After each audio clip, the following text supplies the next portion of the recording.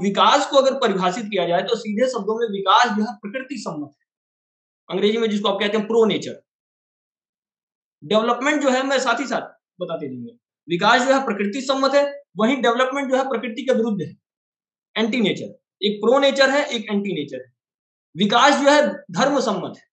यहाँ धर्म भी रिलीजन नहीं है, ये मैंने लिखा है उसमें कि धर्म और रिलीजन में भी भेद है। तो विकास जो है धर्म सम्मत है और प्रकृति जो है वो धर्म के विरुद्ध है। विकास जो है वो शास्त्र सम्मत है, डेवलपमेंट जो है वो शास्त्र के विरुद्ध है। तो हमारे शब्द जो है भाव द्वारा तैयार किए गए।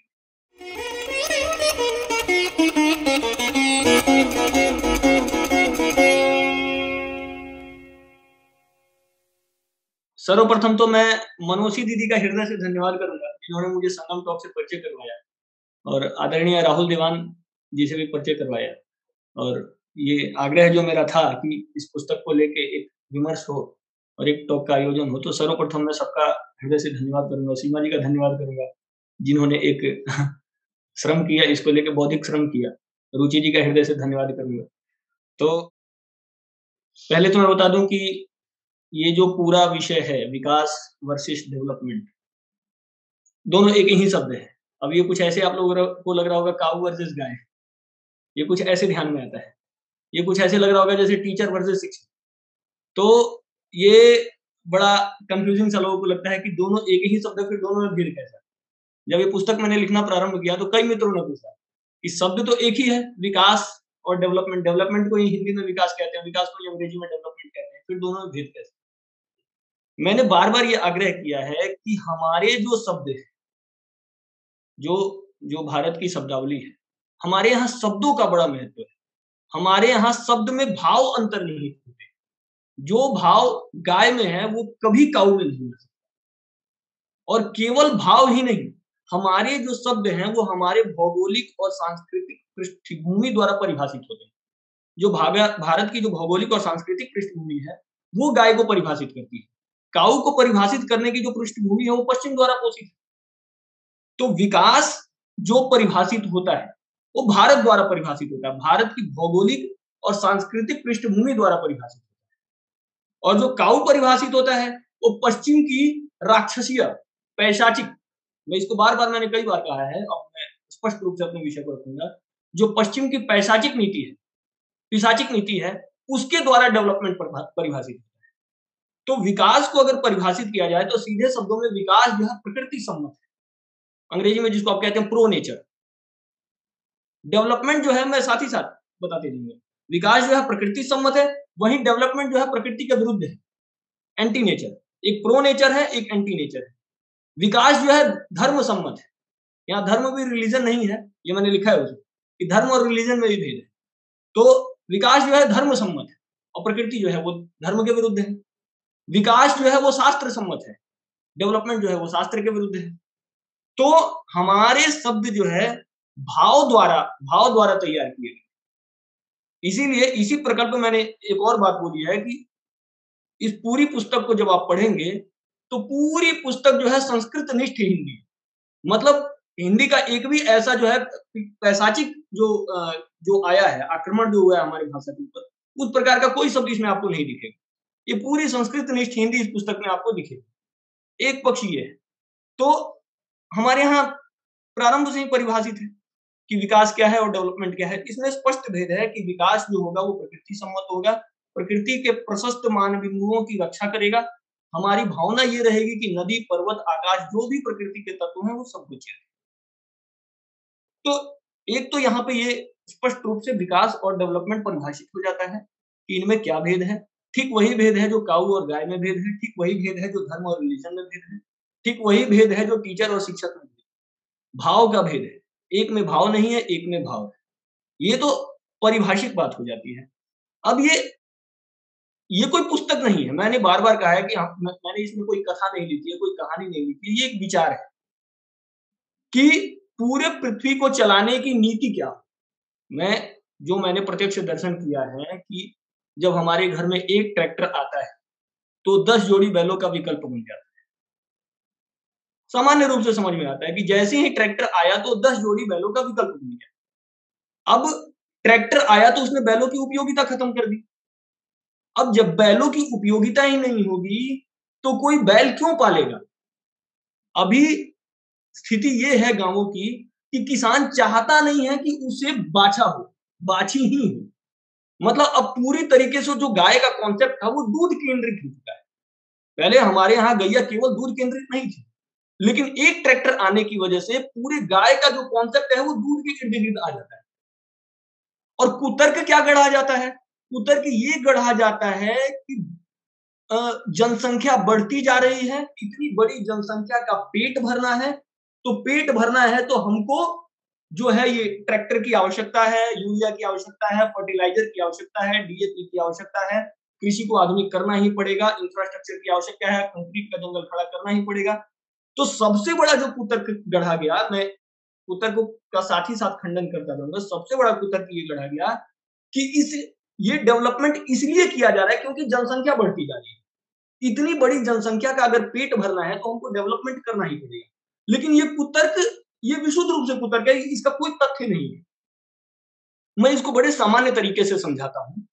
जब मैं छोटा था, 7-8 वर्ष का था, तो मुझे याद है मेरी दादी जो थी, वो रोटी में सब्जी डाल देती थी और उसे लपेट देती थी और हम लोग को पकड़ा देती थी। तो हम लोग खा लेते थे और ऐसा लगता था कि एकदम हम लोग संतुष्ट थे। लेकिन वैश्विक संस्थाओं ने हमारे उसी पिक्चर को, जिसमें बच्चा नंगा है, छोटा-सा है, हाथ में रोटी है और उसको मतलब उस संतुष्टि को गरीबी बनाकर बेचा गया। आप देखिए कितने तरीके से काम हुआ है ये, जिसमें हम संतुष्ट थे। हमें कभी फील नहीं हुआ कि हम लोग भूखे हैं। हम लोग को कभी एहसास ही नहीं हुआ। आज वही जो है आपका वही जो दादी नोना खिलाती थी, वो वेज रोल बन गया है। वो एक बड़ा विषय है, उधर जाएँगे तो। लेकिन आप देखिए हम लोग कभी भी, हम लोग को ये फील ही नहीं हुआ कि हम लोग को मतलब हम लोग भूखे मर रहे हैं। लेकिन वैश्विक संस्थाओं ने किस प्रकार से हमारी संतुष्टि को बेचा है, हमारी संतुष्टि को बेचा गया है, कितने तरीके से हमारी संतुष्टि को बेचा गया है। अब समझिए, तो इन्होंने तर्क क्या गढ़ा कि इतनी बड़ी जनसंख्या का पेट भरना है। ग्रीन रेवोल्यूशन क्यों आया? जो हरित क्रांति आई, हरित क्रांति के पीछे मुख्य तर्क यही था कि हम इतनी बड़ी जनसंख्या का पेट नहीं भर पा रहे हैं, लोग भूखों मर रहे हैं, भारत भूखमरी की दौर से गुजर रहा है, इसलिए ग्रीन रेवोल्यूशन लाना पड़ेगा। तो अब इसको आंकड़े के तौर, क्योंकि आंकड़ों के तौर पे आप तथ्य के तौर पे बात करेंगे। आप जब कहते हैं कि इतनी बड़ी जनसंख्या का हमें पेट भरना है, तो हमें कृषि को आधुनिक करना ही पड़ेगा। तो स्वाभाविक सी बात है कि आपकी भावना ये है कि लोग मरे ना। निश्चित ही आपकी भावना ये रही होगी कि लोग मरे ना, तभी तो आप कृषि को आधुनिक करना चाहते हैं। अब आ जाइए, जब ग्रीन रेवोल्यूशन नहीं आया था, उससे पहले प्रति 100 पे मरने वालों की संख्या और ग्रीन रेवोल्यूशन के आने के बाद प्रति 100 व्यक्ति पे मरने वालों की संख्या, इसका अगर सर्वे किया, ये बिल्कुल फैक्ट है। अगर आप ग्रीन रेवोल्यूशन के पहले प्रति 100 पे कितने व्यक्ति मर रहे हैं और ग्रीन रेवोल्यूशन के बाद प्रति 100 पे कितने व्यक्ति मर रहे हैं, तो कम से कम ये 10,000 गुना का difference, 10,000 times. Cancer, diabetes, heart attack, hospital का पूरा इंफ्रास्ट्रक्चर, ये आफ्टर ग्रीन रेवोल्यूशन ही खड़ा हुआ, ये तो तथ्य है बिल्कुल। तो आप तो अपनी भावना के ही विरुद्ध हैं। आप कह रहे हैं कि हम चाहते हैं कि लोग मरे ना, इसलिए हम ग्रीन रेवोल्यूशन ला रहे हैं, और दिख क्या रहा है कि ग्रीन रेवोल्यूशन के बाद तो 10,000 गुना ज्यादा लोग मर रहे हैं। तो ये कितना बड़ा झूठ और प्रपंच गढ़ा गया। यही बात कही गई व्हाइट रेवोल्यूशन के परिप्रेक्ष्य में, श्वेत क्रांति जिसको कहा गया है, कि भारत के पास पर्याप्त पीने के लिए दूध नहीं, इसीलिए एक व्यक्ति को इसके लिए पुरस्कृत भी कर दिया जाता है, बड़े-बड़े पुरस्कार भी दिए जाते हैं व्हाइट रेवोल्यूशन के परिप्रेक्ष्य में। तो आप व्हाइट रेवोल्यूशन के बाद क्या हुआ? आपकी देसी गैया खत्म होगी। भारत की कम से कम नहीं भी तो 12,000 से अधिक नस्लें व्हाइट रेवोल्यूशन के बाद खत्म। और दूध, मैं फिर से कह रहा हूं, हमारे शब्द परिभाषित है, हमारे शब्दों को परिभाषित करने की आवश्यकता नहीं है। दूध कैसे परिभाषित होगा? दूध वही है जो गाय दे, जो काऊ दे वो मिल्क है। मैं ये स्पष्ट रूप से कह रहा हूं, और मिल्क हमारे लिए जहर है। हमारे यहां मिल्क को जहर कहा गया है। तो जो व्हाइट रेवोल्यूशन के बाद तो दूध उत्पन्न ही नहीं हुआ है, कम ही था लेकिन हमारे पास दूध था। अब ज्यादा है लेकिन मिल्क है। तो सबसे पहले आप ये तय कर लीजिए, तो ये जो कुतर्क गढ़ा कि बढ़ती जनसंख्या के लिए पेट भरना है, तो आपने बढ़ती जनसंख्या का पेट कहां भरा है? पेट तो अन्न से भरेगा ना। आपने तो पेट में विष डाला है, और विष डाल के आप ये कह रहे हैं कि हमने पेट भरा है। तो ये पूरी तरीके से एक कुतर्क और एक प्रपंच है कि ग्रीन रेवोल्यूशन और व्हाइट रेवोल्यूशन के बाद लोगों का पेट भरा। लोगों का पेट अन्न से नहीं अपितु विष से भरा है। और विष आंकड़ा निकालिए, जब विष से भरा तो प्रति 100 व्यक्ति मरने वालों की संख्या तो 10,000 गुना बढ़ गई। तो अब यहाँ पे इन सारे विषयों को समझने के पश्चात अब सारा विषय क्लियर है। मैं बार बार कह रहा हूं, लैपटॉप पे ये सारा कार्यक्रम चल रहा है, आधुनिक यंत्रों का हम भी प्रयोग कर रहे हैं। पुस्तक में वैसे पूरे आधुनिक यंत्रों का पूरे डेवलपमेंट के स्ट्रक्चर का विरोध किया गया है, लेकिन इसका भी मैं यहाँ कई बार मैंने खंडन किया है कि हमारी व्यवस्थाओं का प्रयोग करके, हमारी ही व्यवस्थाओं का प्रयोग करके ये पूरा तंत्र खड़ा होता है। ऐसा नहीं है हमारे ही शून्य और एक का प्रयोग करके कंप्यूटर खड़ा होता है। तो जब हमें हमारी व्यवस्थाएं स्थापित करनी होगी तो हम भी इनकी व्यवस्थाओं का प्रयोग करेंगे, लेकिन हमारा लक्ष्य स्पष्ट होना चाहिए। हमारा लक्ष्य स्पष्ट है कि हमको विशुद्ध ग्राम्य व्यवस्था को पुनः स्थापित करना। अब समस्या ये है कि इसके लिए दोषी कौन? इसके लिए दोषी सर्वप्रथम शासन की नीति, प्रारंभ से कोई पर्टिकुलर शासन नहीं है इसमें। 47 के बाद जो भारत स्वतंत्र होता है, तथाकथित रूप से जो स्वतंत्र होता है, उसमें हमारे ऊपर एक व्यवस्था लाद दी जाती है। इसको एक मैं उदाहरण के माध्यम से आप लोगों को समझाना चाहूंगा। ये बड़ा अच्छा सा उदाहरण है। अभी छठ के संदर्भ में मेरा गांव जाना हुआ, तो मैंने कहा ना चाहते हुए भी इस व्यवस्था में हम चलने के लिए बाध्य हैं। 4 व्हीलर गाड़ी थी, 4 व्हीलर में हम लोग बैठ गए और गाड़ी दिल्ली से बिहार के लिए निकल गई। लगभग 1100 किलोमीटर की यात्रा थी। बैठ गए, गाड़ी एक्सप्रेसवे पे चलती है। एक्सप्रेसवे के बारे में हम सभी जानते ही होंगे। एक्सप्रेसवे की जो कल्पना है, अब एनएच से ऊपर की कल्पना है। एक्सप्रेसवे पे आप 4 व्हीलर की गाड़ी को 140 120 से नीचे चला ही नहीं सकते हैं। अगर आप 140 120 से नीचे एक्सप्रेसवे पे चलाते हैं गाड़ी, तो कुछ भी हो सकता है गाड़ी के साथ। कुछ भी अर्थात कुछ भी। पीछे से ट्रक आएगा, मार के चला जाएगा। तो आप 120 और 140 पे एक्सप्रेसवे पे अपनी गाड़ी को चलाने के लिए बाध्य हैं। इस बात को नोट कर लेना चाहिए कि हम एक्सप्रेसवे पे अपनी गाड़ी को 120 और 140 पे चलाने के लिए बाध्य हैं। और जो भौतिकी के छात्र होंगे, जिन्होंने सामान्य भौतिकी भी पढ़ा होगा, फिजिक्स पढ़ा होगा, उनको यह पता है कि जब गाड़ी की इतनी तेज गति होती है, 120 140 होती है, तो आप अपनी खिड़की को खोल के नहीं रख सकते। जब गति बढ़ेगी, गति 80 से ऊपर जाएगी तो आप गाड़ी खिड़की खोल के नहीं रख सकते। 120 140 पे तो बहुत बड़ी बात होगी। अगर आप खिड़की खोल के रखते हैं तो आपके साथ कुछ भी हो सकता है, आपकी मुंडी बाहर भी जा सकती है। तो सर्वप्रथम एक्सप्रेसवे पे आपको 120 पे चलाने के लिए बाध्य किया, उसके बाद खिड़की बंद रखने के लिए बाध्य किया, और जब आपने खिड़की बंद कर दी तो घुटन इतनी हो जाती है कि आप एसी चलाने के लिए बाध्य। तो ना चाहते हुए भी मैं यही कह रहा हूं कि समाज को जो लोग दोषी कह रहे हैं, 4-5 लोगों को बचाने के क्रम में 100 करोड़ व्यक्तियों को दोषी ठहरा देना, यह कहां से न्यायोचित है? इसके लिए पूरी व्यवस्था दोषी है। आप केवल 4-5 लोगों को डिफेंड कर रहे हैं जो इस पूरी पॉलिसी को चला रहे हैं। 4-5 लोगों को डिफेंड करने के चक्कर में 100 करोड़ लोगों को ब्लेम कर दिया जाता है, ये कह के कि समाज दोषी है। अरे समाज कहां से दोषी है?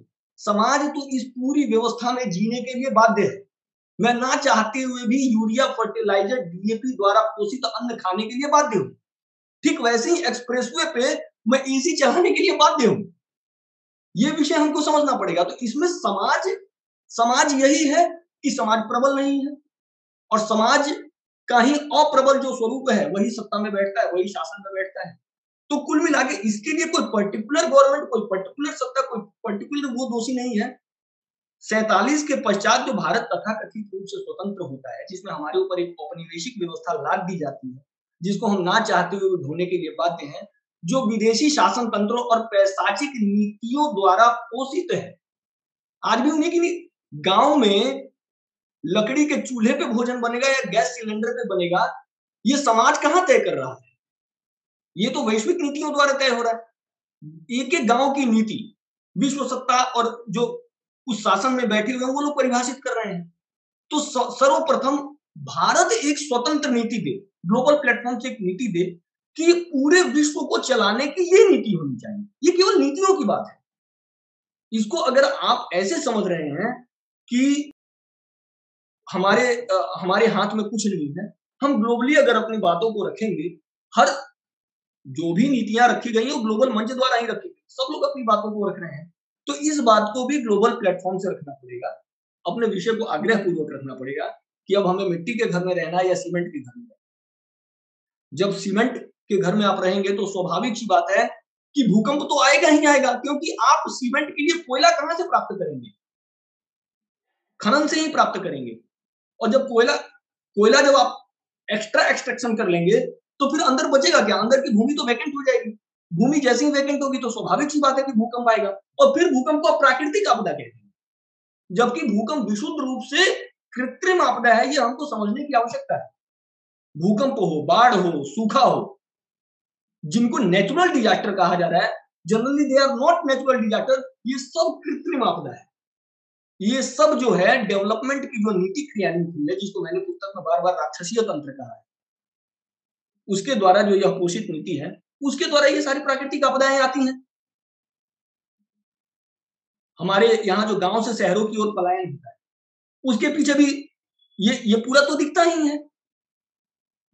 जो पूरा, अब देखिए, हमारे यहाँ कहा गया कि गांव में शिक्षा नहीं है, जिसके लिए पलायन बहुत ही आवश्यक है, आपको गांव से शहर की ओर जाना ही पड़ेगा। मैं स्वयं मैकेनिकल इंजीनियरिंग का छात्र हूं, अभियांत्रिकी मैंने भी की है। मुझे ये समझ में नहीं आया कि जो मैंने मैकेनिकल इंजीनियरिंग की, उसमें तो मुझे गांव का विनाश ही सिखाया गया। जो पूरा पैटर्न है वो पूरा तो गांव के मशीनाइजेशन का पैटर्न है। तो आप जिस शिक्षा के लिए पलायन हो रहा है, वो शिक्षा तो भारत के कंक्रीटीकरण की शिक्षा है। वो शिक्षा तो गांव को बचाने वाली शिक्षा ही नहीं, प्रकृति कहां से सुरक्षित रहेगी? तो जो ये बार-बार कहा जा रहा है कि पलायन आवश्यक है, गांव से शहरों की ओर आना ही पड़ेगा शिक्षा के लिए, मैं कह रहा हूं आइए, लेकिन किस शिक्षा के लिए? कौन सी शिक्षा होगी? वो शिक्षा जो नदियों को ध्वस्त कर दे, जो पर्वतों को ध्वस्त कर दे, जो कुओं को ध्वस्त कर दे, जो पोखरों को ध्वस्त कर दे, जो तालाबों को ध्वस्त कर दे। क्या इस बात की मैं एक बहुत बड़ा तथ्य यहाँ पे देना चाहूंगा। इसको स्वतंत्र भारत बोला गया कि 47 में हमको स्वतंत्रता मिली। ब्रिटिशर्स का जो एरा था वो मुश्किल से 200 साल का एरा था। आपने कभी गणना की है, कभी इसका कोई गणित है कि 200 साल में अधिक नदियां विलुप्त हुई हैं, छोटी-छोटी नदियां, या पिछले 70 वर्षों में 200 साल में अधिक पर्वत विलुप्त हुए हैं ये पिछले 70 वर्षों में? मतलब जितना तो उन्होंने नाश नहीं किया था प्रकृति का, उतना तो ये पिछले 70 वर्षों में हो गया है। छोटे-छोटे कुएं समाप्त हो गए, पोखर समाप्त हो गए, तालाब समाप्त हो गए, गैया समाप्त हो गई, बैल समाप्त हो गए, हाथी समाप्त हो गए, क्योंकि हाथी के अल्टरनेट में आपने खड़ा कर दिया, पूरा मॉडर्न ट्रांसपोर्टेशन सिस्टम खड़ा कर दिया। अब उनकी उनकी उपयोगिता ही नहीं है। हमको यह समझना पड़ेगा कि पशुओं की उपयोगिता में ही पशुओं का जीवन अंतर्निहित है। बैलों की उपयोगिता में ही बैलों का जीवन है। हाथी की उपयोगिता में ही हाथी का जीवन है। कई सारी संस्थाएं हैं जो कहती हैं कि जलीकट्टू के माध्यम से शोषण हो रहा है पशुओं का। अरे वो ये लोग क्या करेंगे? ये लोग हत्या को शोषण नहीं बोलेंगे, उसकी उपयोगिता को शोषण बोल देंगे। बैल को अगर खींचा जा रहा है सामान्य तरीके से, जो बैलों की उपयोगिता है, तो वो शोषण हो जाएगा। लेकिन बैलों को अगर स्लॉटर हाउस में काटा जाएगा तो वो शोषण नहीं होगा।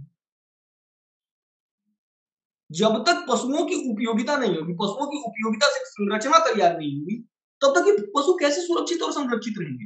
बैल कैसे बचेगा? गैया कैसे बचेगी? मोर कैसे बचेंगे? गौरैया तो विलुप्त होने के कगार पे है। महानगरों में गौरैया कहाँ दिख रही है? अब उसके लिए छोटी-छोटी संस्थाएं खड़ी हो रही हैं। अब वो कितना बचा पाएंगे, नहीं बचा पाएंगे, वो मैं नहीं जानता। लेकिन आपने तो एक पूरा ऐसा सिस्टम खड़ा कर दिया है जिसमें इनके बचने की कोई संभावना ही नहीं है। तो ये मात्र सत्ता परिवर्तन का विषय नहीं है जब तक पूरी व्यवस्था परिवर्तित नहीं है, जिसमें प्रकृति के प्रशस्त मानबिंदु सुरक्षित है। ये आग्रहपूर्वक हमको कहना पड़ेगा। इन सारे विषयों को जब हमने आग्रहपूर्वक रखना प्रारंभ किया, तो जो कुतर्क गढ़ेंगे, मैं आज उनका भी खंडन करूंगा। सर्वप्रथम यह कुतर्क गढ़ा गया कि आप स्वयं भी इन व्यवस्थाओं का प्रयोग कर रहे हैं। तो हमने बार-बार यह कह दिया है कि हमारी ही व्यवस्थाओं का प्रयोग करके ये सब कुछ खड़ा हुआ है। जिस मिट्टी पे आपने कंक्रीट बिछाया है, कंक्रीट आप कहां से लेके आए? हमारी ही मिट्टी से ना। कोयला आप कहां से लेके आए? हमारे ही कोयले। तो ये जो पूरा सीमेंट आपने बनाया, किस कोयले से बनाया? जब आप हमारी व्यवस्थाओं का प्रयोग करके एक पूरी पैशाचिक व्यवस्था खड़ी कर सकते हैं, हम भी आपकी व्यवस्थाओं का प्रयोग करके एक पुनः जो है उस व्यवस्था को स्थापित करने का आग्रह कर रहे हैं, इतना ही। दूसरा जो कुतर्क गढ़ा जाता है वो ये कहा जाता है कि ये सब अव्यवहारिक है, इम्प्रैक्टिकल है, अब ये सब संभव नहीं है। इसका सामान्य खंडन यह है, मान लिया यह सब अव्यवहारिक है, आप रैंडमली किसी भी व्यक्ति से पूछिए कि क्या नदियां बचनी चाहिए, कोई व्यक्ति ऐसा नहीं होगा जो ये कह दे कि नदियां नहीं बचनी चाहिए। आप किसी से कहिए क्या पर्वत बचने चाहिए, कोई भी व्यक्ति ऐसा नहीं होगा जो ये कह दे पर्वत नहीं बचने चाहिए। आप किसी व्यक्ति से कहें क्या पशु बचने चाहिए, कोई व्यक्ति ऐसा नहीं होगा जो ये कह दे पशु नहीं बचने। मतलब भावना सबकी यही है कि ये सब बचना चाहिए। आप एक तरफ इस पूरे विचार को अव्यवहारिक, इम्प्रैक्टिकल कह रहे हैं, लेकिन आपकी भी भावना है कि ये सब बचना चाहिए। तो अगर आप ये कह रहे हैं कि अव्यवहारिक है, तो आपकी भावना अव्यवहारिक सिद्ध होती है। आपकी भावना इम्प्रैक्टिकल है। आपकी भावना प्रकृति के विरुद्ध है। हम बार-बार यही कह रहे हैं कि ये जो विषय है, ये विषय भारत के प्रत्येक व्यक्ति की भावना है। मैंने इस पुस्तक में सामान्य रूप से छोटे 32-33 पृष्ठों में इस भारत के प्रत्येक व्यक्ति की भावना लिख दी। इसीलिए हमारा उद्देश्य भी यही था कि भारत के गाँव-गाँव तक पहुँचे। 6,40,000 गाँव है भारत में, हर गाँव में इस पुस्तक की 2 प्रतियाँ पहुँचे। मैं इसी उद्देश्य को लेके आगे बढ़ा। इसीलिए इसका तमिल में, अंग्रेजी में, कन्नड़ में 3 भाषाओं में अनुवादन हो चुका है। बंगाली, मराठी, गुजराती, नेपाली इनमें भी अनुवादन का कार्य जारी है। तो इस विषय को भारत के गाँव-गाँव तक पहुँचाना है, महानगरों तक पहुँचाना है। जो शासन में बैठे हुए लोग हैं, जो शासन के प्रतिनिधि हैं, उन तक भी ये बात पहुँचे कि प्रकृति के प्रशस्त मानदंड सुरक्षित रहें, या नीतियों का विषय। आप 4-5 लोगों को डिफेंड करने के लिए 100 करोड़ लोगों के ऊपर ब्लेम का गेम नहीं खेल सकते। ये हमारा सीधा पक्ष है। आप 100 करोड़ लोगों को ब्लेम नहीं कर सकते मात्र 4 से 5 लोगों को बचाने के लिए, क्योंकि ये 4-5 लोगों की ही नीति है। आप ब्लेम किसको कर देते हैं? समाज को। समाज दोषी है। अरे समाज कर क्या सकता है? मैंने तो बता दिया ना कि हम तो इस व्यवस्था में चलने के लिए बाध्य हैं। बालू खनन, जिसपे ये मेरे पुस्तक का एक इंडेक्स भी है, बालू खनन। जब आप पुस्तक पढ़ेंगे तो उसमें बहुत लोग इस पे लिखते नहीं है, लिखने से बच जाते हैं बालू खनन। बालू खनन ने भारत में स्वतंत्रता के पश्चात 6 लाख छोटी नदियों को लील गया, डकार गया बालू खनन, सीधे शब्दों में अगर कहा जाए। एक ऐसा विषय है। बालू के लिए आपने तर्क क्या गढ़ा कि हम इससे घर बना रहे हैं बालू से। मतलब घर बनाने का आपके पास कोई दूसरा विकल्प नहीं। हमारे यहां तो पूरा एक ऐसा समाज था जिसका काम ही घर बनाना था। वो घर बनाने का ही काम करता था। बिहार में चले जाइए, पूरा समाज है नोनिया समाज, जो लंबे समय तक घरों की इंजीनियरिंग करता रहा। आज पूरी एक इंजीनियरिंग सिखाई जा रही है, उसके नाम पे भी नेचर को डिस्ट्रक्ट किया जा रहा है, और वो समाज प्रकृति सम्मत होके और घर की संरचना कर देता था। तो हमारे यहाँ तो पूरी व्यवस्था थी, घर बनाने की व्यवस्था थी। सबसे बड़ा विषय ये है कि व्यक्ति की मूलभूत आवश्यकताएं क्या है? भोजन, वस्त्र, आवास। इस तीनों के अन्यथा व्यक्ति की कोई आवश्यकता नहीं। भोजन आपको कहां से प्राप्त होगा? कृषि से ही प्राप्त होगा। कृषि के मूल में क्या है? गैया है, बैल है, या अन्य जो पशु हैं वो हैं। उनके चारे की व्यवस्था कहां से होगी? वो भी कृषि से होगी। मतलब भोजन आपको परचेज करने की आवश्यकता नहीं है। भोजन के मूल में क्या? तो कृषि। कृषि से आपको सारा भोजन प्राप्त हो जाएगा। दूसरा पक्ष क्या है? वस्त्र। तो वस्त्र आपको कहां से प्राप्त होगा? वस्त्र के लिए भी जूट, कॉटन, ये सब कृषि से ही प्राप्त होता था हमारे यहाँ। रेडीमेड का तो कॉन्सेप्ट अभी अभी आया है। आज भी आप आसाम के गांवों में चले जाएं तो आपको जो वस्त्र है वो तो आप देखिए, कई जगह ये परंपराएं बची हुई हैं। और आज भी जो हमको वस्त्र हम पहन रहे हैं वो कहीं ना कहीं कृषि द्वारा ही प्राप्त हो रहा है। प्लास्टिक के वस्त्र तो कभी भी हमने पहनने प्रारंभ नहीं किए। तो भोजन, वस्त्र दोनों ही कृषि द्वारा प्राप्त हो रहा है। तीसरा आवास। आवास तो है मिट्टी, खरपतवार, चूना, बांस, इसके घर तो हमारे यहाँ बनते थे। तो भोजन, वस्त्र, आवास तीनों ही प्रकृति द्वारा सुलभ है। तो चौथी कौन सी चीज है? चौथी जो भी चीज, अच्छा, इसके अन्यथा जो भी है वो सब इसका विस्तार मात्र है। भोजन का ही विस्तार है पिज्जा, भोजन का ही विस्तार है केएफसी, या जो भी जो सारा इंफ्रास्ट्रक्चर खड़ा हुआ है वो भोजन का ही विस्तार है। हमारे यहाँ रोटी और सब्जी को भोजन बोला जाता था। अभी जो है भोजन की बस परिभाषाएं बदल गई। वस्त्र, जो जो जितने भी ब्रांड हैं वो सब वस्त्र का ही विस्तार है। हमारे यहाँ जो वस्त्र था, तो ये जो भी हुआ है, जो जिस इंफ्रास्ट्रक्चर जो भौतिक बाध्यता खड़ी हुई है, वो इन तीनों का विस्तार मात्र ही है। अभी जो है आवास के नाम पे लोन लिया जा रहा है, स्वयं को बेच के घर खरीदा जा रहा है, खुद को बेच के घर खरीदा जा रहा है, उसमें लोग परेशान है, पूरा जीवन उसी में निकल जा रहा है, उसका लोन भरने में। मतलब तीनों का विस्तार मात्र ही है, भोजन वस्त्र आवास का विस्तार ही है, और उसमें उसमें पूरी ग्रामीण व्यवस्था, सब कुछ ध्वस्त, कुछ नहीं बच रहा है। तो हमने कहा जब भोजन वस्त्र आवास आपको प्रकृति द्वारा सुलभ है, तो आपको चौथी चीज क्या चाहिए जिसके लिए आप गांव से शहर की ओर जा रहे हैं? शिक्षा। तो शिक्षा तो भारत के कंक्रीटीकरण की शिक्षा है। एक और पक्ष में इसमें जोड़ूंगा जो बार बार कुतर्क कर दिया जाता है कि हमारे यहां सीधा स्पष्ट सूत्र है, काम के बदले अनाज, श्रम का मूल्य जो होगा वो अन्न होगा। ग्रामीण व्यवस्था यही रही, श्रम का मूल्य अन्न, श्रम कीजिए अन्न को प्राप्त कीजिए। आज अत्यधिक श्रम करके आप अन्न के लिए संघर्ष कर रहे हैं, तब भी आपको अन्न प्राप्त नहीं हो पा रहा है। शहरी पैशाचिक संरचना है, उसमें शुद्ध अन्न निःशुल्क रूप से सुलभ था, अशुद्ध अन्न के लिए आपको टैक्स देना पड़ रहा है। शुद्ध वायु आपको निःशुल्क रूप से सुलभ थी, अशुद्ध वायु के लिए आपको खरीदना पड़ रहा है। शुद्ध भोजन, शुद्ध जल, सब आपको निःशुल्क, और अशुद्ध का व्यापार चल रहा है। अब देखिए कितना बड़ा मैकेनिज्म ये खड़ा होगा। तो इसके लिए ये एक नीतिगत आंकड़ा है, हमको ये समझना पड़ेगा। मैं बार बार कहूंगा कि आप 4 लोगों को बचाने के लिए 100 करोड़ लोगों के ऊपर ब्लेम गेम नहीं खेल सकते। आप केवल 4 लोगों को डिफेंड करोगे, 4 से 5 लोग ही हैं जो पूरे पृथ्वी की नीति चला रहे हैं कि पृथ्वी में कंक्रीट की चादर बिछेगी या मिट्टी की चादर बिछेगी, गैस सिलेंडर होगा या चूल्हा होगा, ट्रैक्टर होगा या बैल होगा, ये 4 लोग ही तय करने वाले हैं। तो आप 100 करोड़ लोगों के ऊपर ब्लेम कर दे रहे हैं, आप 4 लोगों को नहीं बोल पा रहे हैं। भारत स्वतंत्र हुआ, यही 4 लोग, प्रारंभ से यही चल रहा है। तो मेरा कहना यही है कि अब उन 4 लोगों को आइडेंटिफाई किया जाए, उनको समझाया जाए कि भैया एक भारत ने, ये तो जो सनातनी लोग हैं वो ये विशुद्ध रूप से जानते हैं कि 1000 वर्ष पूर्व तक पूरे पृथ्वी की 48 से 50% भूमि को तो भारत कहा जाता है, और भारत ने ही पूरे विश्व की नीति दी है। हम नीति देने में सक्षम थे। हम जब नीति देते थे तो बैल सुरक्षित थे, हाथी सुरक्षित था, घोड़े सुरक्षित थे, खच्चर सुरक्षित थे, चींटी सुरक्षित थी, गौरैया सुरक्षित थी, बांस सुरक्षित था, खेत सुरक्षित थे। आपने जो नीति बनाई उसमें एक भी प्रकृति के एक भी प्रशस्त मानव सुरक्षित नहीं। तो हमने तो, और आप ब्लेम क्या कर देते हैं कि भारत ने कोई आविष्कार ही नहीं किया। कैसे मूर्ख बना दिया जाता है भारतीयों को कि भारत ने कोई आविष्कार ही नहीं किया। अरे हम तुम्हारे जैसा आविष्कार करें क्या? बैलों को डकारने वाला आविष्कार करें, हम यांत्रिक दानवों का आविष्कार करें। हमारे यहाँ राक्षसों की रचना नहीं होती है, देवों की रचना होती है। देवों का सृजन होता है भारत में, राक्षसों का सृजन नहीं होता है। आप ट्रैक्टर रूपी यांत्रिक दानव बनाते हैं और कहते हैं कि हमने आविष्कार किया है।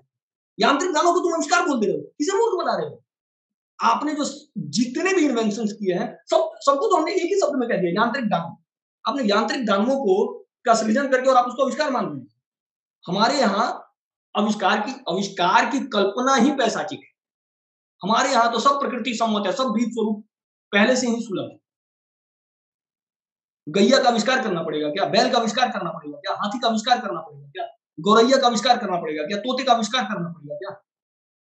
आविष्कार की जो ये पूरी रचना है, ये पूरी तरीके से अगर देखा जाए तो ये पूरी तरीके से पैशाचिक। क्यों? सबसे पहले हमको स्वीकारना पड़ेगा कि हमको इस सहज रूप से स्वीकारना पड़ेगा, जैसे मैं मैकेनिकल इंजीनियर होते हुए भी स्वीकार रहा हूं। मैं स्वीकार रहा हूं इस बात को कि इस व्यवस्था में जीने के लिए मैं बाध्य हूं। हमको इस सहज रूप से पहले हम स्वतंत्र रूप से स्वीकार लें, फिर इस विषय को आग्रहपूर्वक रखें कि भैया मैं तो एक्सप्रेसवे पे 140 की स्पीड में चलने के लिए बाध्य हूं। आपने संरचना ही ऐसी बनाई है, मैं तो बार बार वही बात बोलूं। तो ये सारा विषय जो है ये समझने की आवश्यकता है। ये सारा विषय समझने की आवश्यकता है कि हमको एक पूरी पैशाचिक व्यवस्था में जीने के लिए बाध्य कर दिया। मैं समाज को बिल्कुल मतलब आश्वस्त होने को कह रहा हूं कि आपका कोई दोष नहीं, आपका मात्र इतना ही दोष है, आपने प्रतिकार किया। अगर आप ये सब कुछ समझ रहे थे तो आपको प्रतिकार है। समाज का दोष है, समाज का मात्र इतना ही दोष, आपको प्रतिकार है। पिशाचों से आपने प्रतिकार नहीं, ये जो पैशाची की व्यवस्था है इससे आपने प्रतिकार है, आपको प्रतिकार कर। बाकी शासन तंत्र भी कोई पर्टिकुलर नहीं, कोई विशेष शासन तंत्र नहीं जो चला आ रहा है, कोई मूलचूल परिवर्तन तो दिखता नहीं है, सारे एक्ट वही है जो ब्रिटिशर्स की कूटनीति द्वारा जो एक्ट बने वही है, उसमें कोई विशेष परिवर्तन देखने को नहीं मिलता है। दूसरा, मॉडर्न जो ट्रांसपोर्टेशन सिस्टम है उसके पक्ष में ये तर्क, हम जल्दी पहुंच जा रहे हैं, हम हवाई जहाज से जल्दी पहुंच जा रहे हैं, हम ट्रेन से जल्दी पहुंच जा रहे हैं, हम बसेस से जल्दी पहुंच जा रहे हैं। अरे जल्दी पहुंच के आप करेंगे, ये पूरी व्यवस्था ऐसे हमारी तो पूरी, आपने जल्दी पहुंच के क्या किया? अब इसकी अगर गणना हो, हमारे नाना जी के बड़े भाई गोपालगंज से प्रयाग 400 किलोमीटर पैदल चल के जाते थे। आज के युवाओं में 1.5 किलोमीटर पैदल चलने का सामर्थ्य नहीं है। क्यों? क्योंकि आपने विकल्प खड़ा कर दिया, पैदल का, मनुष्य का विकल्प आपने, पैरों का विकल्प आपने खड़ा कर दिया, पैरों का विकल्प आपने वाहन बना दिया। मैंने अपनी पुस्तक में भी कहा है कि पैरों का विकल्प कदापि वाहन नहीं हो सकता, हाथों का विकल्प कदापि मशीन नहीं हो सकता, मस्तिष्क का विकल्प कदापि कंप्यूटर नहीं हो सकता है। रियल होता है, अल्टरनेट होता है, ये हमको समझना पड़ेगा। और यह बात यहां हमको नोट कर लेनी पड़ेगी, ये लिख लेनी पड़ेगी ये बात कि किसी भी वस्तु, किसी भी तत्व, किसी भी प्राणी का अगर अल्टरनेट खड़ा किया जाएगा तो वह समाप्त हो जाएगा। या इसको दूसरे शब्दों में कहें तो किसी भी प्राणी, किसी भी पशु, किसी भी तत्व को समाप्त करने का एक सामान्य सूत्र है, उसका अल्टरनेट खड़ा कर दो। आप गैया का अल्टरनेट खड़ा कर दिए, गैया खत्म। अभी गैया दूध केंद्रित है, जिस दिन दूध का विकल्प खड़ा हो गया गैया खत्म, फिर उसकी भी उपयोगिता। जिस दिन पाउडर मिल्क आ गया फिर गाय किस लिए? अभी तक तो गाय इसलिए है ना कि दूध दे रही है जैसे तैसे, क्योंकि कृषि से तो आपने गाय को हटा दिया पूरी तरीके से, अब केवल वो दूध है, दूध की फैक्ट्री है गाय। जिस दिन आपको दूध कहीं और से, पाउडर से आपने दूध जिस दिन बना लिया, जैसे तैसे प्राकृतिक पुष्टि कैसे कभी करके आपने दूध अवेलेबल करवा लिया, उस दिन गाय खत्म। तो ये सामान्य सूत्र है, ये सूत्र पश्चिम द्वारा पोषित है, ये हमारे यहाँ का सूत्र नहीं है। ये सूत्र पश्चिम द्वारा पोषित है कि किसी भी तंत्र को, अगर आपको किसी भी तत्व, प्राणी, पशु, पक्षी, वस्तु को अगर समाप्त करना है तो उसकी उपयोगिता खत्म कर दीजिए, वृक्षों की उपयोगिता खत्म कर दीजिए, गैस सिलेंडर लेते आइए, वृक्ष खत्म। क्या उपयोगिता है? हमारे यहाँ जलावन की लकड़ियां होती थी, ग्रामीण क्षेत्रों में जलावन की लकड़ियों से चूल्हे में काम चल जाता था। कुतर्क गढ़ दिए, कुतर्क ये गढ़ दिए कि इससे बीमारियां होती, उसका सर्वे कीजिए कि गैस सिलेंडर से ज्यादा व्याधियां हुई या फिर लकड़ी के चूल्हे से, सब कुछ स्पष्ट है। मैंने कहा ना कि प्रति 100 व्यक्ति मरने वालों की संख्या आफ्टर मॉडर्न रेवोल्यूशन, जिसमें ग्रीन है, जिसमें व्हाइट है, प्रति 100 व्यक्ति मरने वालों की संख्या बहुत बड़ी है, ये तो फैक्ट है बिल्कुल। दूसरा, मैं जनसंख्या के पक्ष में विशेष यहाँ पे ध्यान इसलिए दे रहा हूँ क्योंकि कुतर्क का जो सबसे बड़ा सेंटर पॉइंट है वो जनसंख्या है। ये कह दिया जाता है कि जनसंख्या बढ़ रही है, हमारे यहाँ जनसंख्या को प्रकृति नियंत्रित करती है, जनसंख्या को नियंत्रित करने का काम प्रकृति का है। जनसंख्या कृत्रिम तंत्रों द्वारा नियंत्रित नहीं होता था, जनसंख्या विशुद्ध रूप से प्रकृति द्वारा नियंत्रित होता था। जनसंख्या को नियंत्रित करने की जिम्मेदारी प्रकृति की है। साइंस एंड टेक्नोलॉजी का इंटरवेंशन होता है, हस्तक्षेप होता है पिछले 500 वर्षों में। जो पूरा मॉडर्न साइंस का कॉन्सेप्ट है ये पिछले 500 वर्षों का ही है। जो पैशाचिक है, जो यांत्रिक है, जो यांत्रिक दानव है, ये पिछले 500 वर्षों में इंटरवेट करता है पूरी व्यवस्था में। क्या करता है? ये जनसंख्या, जो जिस जनसंख्या को प्रकृति नियंत्रित करती थी, इसने प्रकृति के ऊपर नियंत्रण करने का प्रयास किया और जनसंख्या को नियंत्रित कर दिया, जनसंख्या बढ़ती गई। मैंने पूरी ग्राफिंग की है, भविष्य में इसको अगर कभी दिखाने का मौका मिला तो मैं अवश्य ही दिखाऊंगा। पूरी ग्राफिंग की है मैंने, 5000 वर्षों का एक ग्राफ ड्रॉ कीजिए, जिसको हमारे यहाँ ग्राफ कहा जाता है, वो ग्राफ ड्रॉ कीजिए टाइम और पॉपुलेशन के बीच में, तो आपको पता चलेगा कि 4000 वर्षों तक जनसंख्या कांस्टेंट है, स्थिर है, एक्स एक्सिस के पैरेलल है, उसमें कोई परिवर्तन नहीं आ रहा है। और अचानक उसमें एक्सपोनेंशियल चेंज आ रही है जब साइंस, तो जनसंख्या को तो साइंस ने बढ़ाया है, लेकिन आप क्या कह रहे हैं? उसके लिए भी समाज दोषी। मैं बार-बार कह रहा हूँ, इसके लिए मात्र 4-5 लोग दोषी हैं, लेकिन आप 100 करोड़ व्यक्तियों को ब्लेम कर देते हैं। तो ये जो 100 करोड़ व्यक्तियों को ब्लेम करने की जो पूरी कूटनीति है, ये नहीं चलेगी। आप 4 व्यक्तियों को डिफेंड नहीं कर सकते। ये विषय हमको समझने की आवश्यकता है। इस पुस्तक में मैंने यही ये एक सामान्य मैंने कहा कि इस पुस्तक को हर वो व्यक्ति समझता है जो गाँव को जीता है, जो गाँव को समझता है, जिसके मूल में गाँव है। 1980 तक 1980 तक दिल्ली का 70% क्षेत्र ग्रामीण। मैं 80 तक की बात कर रहा हूँ। द्वारका के क्षेत्र में गन्ने और गेहूं की खेती होती थी। ये 80 तक की कल्पना है। मुंबई का कम से कम 60 से 70% क्षेत्र 1970-80 तक ग्रामीण था। लेकिन अभी ग्राम पंचायत को नगर पंचायत बना दिया। यही विकास की सबसे बड़ी योजना है। इसके लिए समाज भी एकदम लहालोट है। उसको एकदम इसका पूरा चरस इंजेक्ट कर दिया गया है। ग्राम पंचायत को नगर पंचायत बना देना, नगर पंचायत को नगर परिषद बना देना, नगर परिषद को नगर पालिका बना देना। और टैक्स कहां से आप वसूलेंगे? कहां से वसूलेंगे टैक्स? समाज से ही टैक्स वसूलेंगे आप। और लॉलीपॉप किस चीज का? तो डेवलपमेंट हो रहा है जी, हम डेवलपमेंट कर रहे हैं। तो ये जो पूरा एजेंडा है, इस पूरे एजेंडे को समझने की आवश्यकता है। और मैं बार बार कह रहा हूं कि 4 व्यक्तियों को बचाने के क्रम में आप 100 करोड़ व्यक्तियों को ब्लेम नहीं कर सकते। समाज दोषी नहीं है, नीतियां दोषी हैं जो पश्चिम द्वारा पोषित है। उसमें परिवर्तन की आवश्यकता है मात्र। इसके लिए कोई पर्टिकुलर गवर्नमेंट दोषी नहीं है।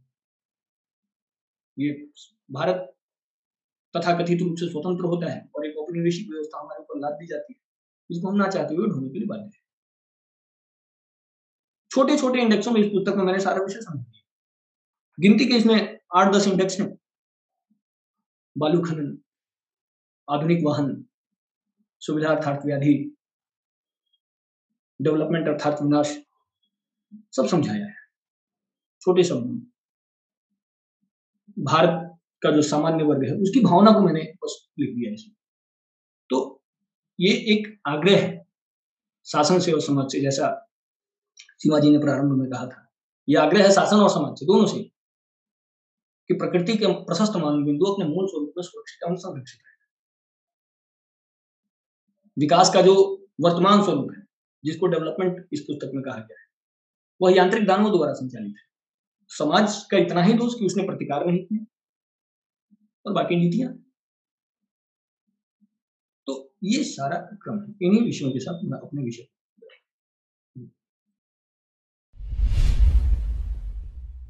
धन्यवाद संजीव जी। आपने अपने पुस्तक के माध्यम से विकास और डेवलपमेंट के द्वारा शासन और समाज को प्रकृति की ओर जागरूक कर रहे हैं और इसका संरक्षण करने के लिए लोगों से आप आग्रह कर रहे हैं। तो जिस तरह सिक्के के 2 पहलू होते हैं, उसी तरह वस्तुओं को इस्तेमाल करने के भी 2 पहलू होते हैं, लेकिन हम उसका इस्तेमाल किस तरह करते हैं वो हम पर निर्भर करता है। ठीक है, तो जरूरत से ज्यादा कोई भी वस्तु का या फिर प्रकृति का इस्तेमाल करने पर नकारात्मक का रूप ले लेता है। तो हम सिर्फ प्रकृति का दोहन करते रहते हैं, लेकिन हम प्रकृति को देते कुछ भी नहीं है। आपका बहुत ही अच्छा टॉक था। आप उम्र में बहुत छोटे हैं, फिर भी हम संजीव तिवारी जी ही बोलेंगे क्योंकि आपने लिखा है और इतने अच्छे विचार आपने बताए हमको। पर दुख होता है ये सब सुन के, ये तो है, क्योंकि हम लोग अभी विकास का हम सभी इतना बोल रहे हैं क्योंकि हमें बताया गया और हमें लगता है कि सबको विकास चाहिए, डेवलपमेंट चाहिए, क्योंकि गरीबी है, ये करना है। और आपने जिस प्रकार से आपने बताया है ये बात सही है। कई पुस्तकों में हमने पढ़ा भी है, कई लेख भी हुए हैं, पढ़े हैं ऐसे कि ये एक्चुअली सही तरीका नहीं है। लेकिन आपने जो अभी ये हाईवेज के बारे, एक्सप्रेसवेज के बारे में भी कहा, पर अभी आप देख रहे हैं कि इतना कुछ जो हो रहा है एक्सप्रेसवेज के बारे में, इतना कुछ में लॉन्च हो रहे हैं, ये हो रहा है। एक राज्य का डेवलपमेंट जो है और विकास जो है, इसके बेसिस पे बताया गया है। तो हमारी जो हम सबकी एक परिभाषा जो है वो हम चाहे ना चाहे बदल चुकी है, परिवर्तित हो चुकी है। हमें एडमिट करना होगा कि कहीं ना कहीं पे जब से जिन लोगों के पास ज्यादा कोई शिक्षा भी ना हो, फिर भी उनकी परिभाषा यही है। आपने देखा है कि आप अगर ऐसे विचार या ऐसे फैक्ट्स भी अगर आप बताएंगे तो भी उनको लगेगा नहीं, उनको लगेगा कि ये क्या बोल रहे हैं आदमी, क्योंकि हम लोग इस तरह से, हम ऐसे 70 साल में ऐसे हो गया हमारा, मतलब कि हम ऐसे यूज्ड हो गए, डेयरी का दूध है, ये वो है, पूरी ये जो है सिस्टम, सब बदल दिया गया है। तो अभी जो है हमारे पास एक नेशनलिस्ट, एक राष्ट्रवादी सरकार है, बीजेपी सरकार। आपने किसी से बात की है या किसी बड़े नेता से बात की है? आपके ये विचार आपने बताए हैं, क्योंकि ये बहुत बहुत मतलब जरूरी बातें हैं। तो आपको क्या लगता है कि क्या करना चाहिए इसके लिए? मतलब क्या करना चाहिए कि जो सत्ता में है, जो लोग इन पावर है, वो इस बात को सुने और इसको इस पे विचार। बहुत बहुत धन्यवाद दीपांजलि जी। और आपकी भावना वही है जो मेरी भावना है। हम दोनों की भावना में कोई भेद नहीं है। पिछले 6 वर्षों से सामाजिक क्षेत्र में काम कर रहा हूँ। पहले एक गैर सरकारी संगठन के लिए काम किया। यहाँ नाम लेना मैं उचित नहीं समझता। अभी स्वयं के संगठन को लेकर कार्यरत हूँ, ग्राम उदय फाउंडेशन। 1 वर्ष हो गए इसको चलाते हुए। तो इस बीच में जब व्यक्ति सामाजिक रूप से काम करता है तो ना चाहते हुए भी राजनीतिक लोगों से उनकी मुलाकात हो जाती है। उनसे वो परिचय में आते हैं। तो कई राजनीतिक लोगों से मिलना हुआ और एक दल नहीं, अन्य दलों के लोगों से मिलना हुआ। हर दल के लोगों से मिलना हो, चाहे वो सत्ता पक्ष के हों या वो विपक्ष के हों। हमने सबसे ये बात कही। सबको ये बातें बहुत अच्छी लगती हैं। सर्वप्रथम जो आपने कहा, राजनीतिक दलों में बैठे हुए मैं 2 केंद्रीय मंत्रियों को यह पुस्तक भेंट कर चुका हूँ। मैं उनका नाम यहाँ नहीं लूँगा। 2 केंद्रीय मंत्रियों को मैं यह पुस्तक भेंट कर चुका हूँ। तो सबको ये बातें बहुत अच्छी लगती हैं। एप्रिशिएट भी बहुत करते हैं कि तिवारी जी आपने बहुत अच्छा लिखा है, बहुत अच्छा विषय है। मैं बार-बार कहता हूँ कि पूरे विचार के केंद्र में मैं कहीं भी नहीं हूँ, केवल ये विचार है। व्यक्ति नहीं है यहाँ। हमारा लक्ष्य है इस विचार को स्थापित करना, व्यक्ति को स्थापित करना सनातन परंपरा में कभी भी हमारा लक्ष्य नहीं था। लेकिन वो लोग भी ना चाहते हुए इस बातों को कहते हैं कि हम बाध्य हैं वैश्विक नीतियों पर। कई सारे सत्ता के प्रतिनिधियों ने, शासन तंत्र के प्रतिनिधियों ने कहा कि हम वैश्विक नीतियों द्वारा बाध्य हैं। इस बात को वो लोग स्वीकारते हैं। एक बड़े केंद्रीय मंत्री थे जिन्होंने प्रत्यक्ष रूप से कहा कि गैस सिलेंडर लाना हमारी मजबूरी थी, हम क्या करते। मतलब एक, अब यहाँ पे अगर हम कहें तो मतलब ऐसी पूरी व्यवस्था ला दी गई जिसको ना चाहते हुए वो लोग, सत्ता के पक्ष के साथ भी वही स्थिति है जो समाज की स्थिति है। और जहां तक आप समाज की बात कर रहे हैं, मैं यहाँ एक बात स्पष्ट कर दूं कि समाज का जो मानस होता है, मानस पटल, वो शासन द्वारा तैयार होता है। हमारे दिमाग को भी कैसे गाइड कर दिया जाता है शासन द्वारा। हमको लगता है कि हमारा जो हमारी बुद्धि स्वतंत्र है, नहीं, हमारी बुद्धि को हर काल में शासन ही संचालित करता है। शासन बड़े तरीके से हमारे मानस पटल पे स्थापित हो जाता है। तो मैं बार-बार कह रहा हूँ कि समाज का बस इतना ही दोष है कि वो प्रतिकार करने में अक्षम है। शासन में बैठे हुए लोग चाहते हैं, उनकी भावना है, वो करना चाहते हैं। बहुत लोग हैं। मैं यहाँ पे करने वालों का भी नाम नहीं लूंगा और नहीं करने वालों का भी नाम नहीं लूंगा। नकारात्मक इनपुट भी मुझे मिला है, बहुत ज्यादा नकारात्मक मिला है, लेकिन मैं कभी निराश नहीं हुआ। मैं बार-बार इस आग्रह को करता रहा। कई सारे सांसदों ने कहा कि हम इस विषय को उठाएंगे, लेकिन सबसे बड़ी बात है, इन विषयों को कभी भी हमारे संसद से नहीं उठाया। इन विषयों पे कभी कोई चर्चा नहीं हुई। कुछ सामाजिक कार्यकर्ताओं ने चर्चा की है। राजीव दीक्षित इस आग्रह को बार-बार करते थे। मैं यहाँ उनका नाम लेना भी आवश्यक समझूंगा। तो सामाजिक कार्यकर्ता तो इस आग्रह को रखते हैं, लेकिन जैसे ही सत्ता आती है तो वैश्विक नीतियों द्वारा वो कैसे बातें हो जाती है, मैं समझ नहीं पाता। एक ऐसा जिसको कहते हैं इंटरनेशनल प्रेशर, जिससे ये लोग बाहर नहीं निकल पा रहे हैं। वास्तविक राष्ट्रवाद क्या है, हमको ये समझ, राष्ट्रवाद को भी पुनः परिभाषित करने की। राष्ट्रवाद जो होगा वो इंटरनेशनल प्रेशर से मुक्त होगा। अंतरराष्ट्रीय जो दबाव है उससे राष्ट्रवाद मुक्त होगा। तो शासन के लोगों के साथ ये समस्या है कि वो चाहते हैं, उनकी भावना है। मैं 2 केंद्रीय मंत्रियों को दे चुका हूं, दोनों ने मेरी पीठ थपथपाई। दोनों ने मेरी पीठ थपथपाई और कहा कि तिवारी जी आपने बहुत अच्छा किया। लेकिन वही उनकी व्यवस्था, वो स्वयं भी बाध्य है, स्वयं इस विषय पे खुल के पब्लिकली बोल भी नहीं पा रहे हैं। बोल भी नहीं पा रहे, इस स्थिति में भी नहीं कि ट्रैक्टर ने बैलों की हत्या की, ट्रैक्टर बैलों का हत्यारा। आप तो बहुत बड़ी बात कह रही है एग्जीक्यूट करने की। मैं तो ये कह रहा हूं कि शासन का जो वर्ग है बोलने की स्थिति में भी नहीं है। हम तो बस बोलने की स्थिति में लाना चाहते हैं। हम तो एक सेतु बना रहे हैं।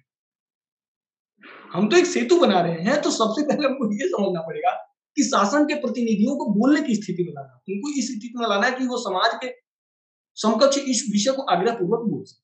नमस्कार संजीव जी। नमस्कार, नमस्कार अरविंद जी।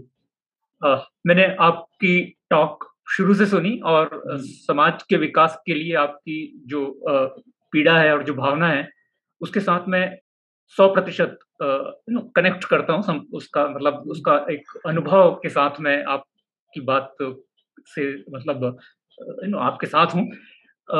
क्योंकि कुछ-कुछ इसी तरह की भावनाओं के साथ ही मैंने भी अपना टीचिंग प्रोफ़ेशन छोड़ के और समाज में आती हुई विकृतियों को अनदेखा नहीं कर सकते। इस एक संकल्प के साथ मैंने भी एक सामाजिक रिसर्च को अपने कंधों पे उसकी एक रिस्पॉन्सिबिलिटी अपने कंधों पे लेके और एक रिसर्च सिस्टमैटिक मतलब शुरू तो सिस्टमैटिक तरीके से नहीं हुआ था, लेकिन अल्टीमेटली उसको एक लॉजिकल कंक्लूजन तक मैं ले आया हूँ।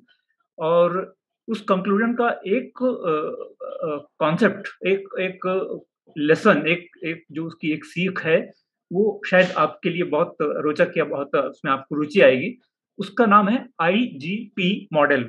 I for infrastructure, G for governance और P फॉर पीपल।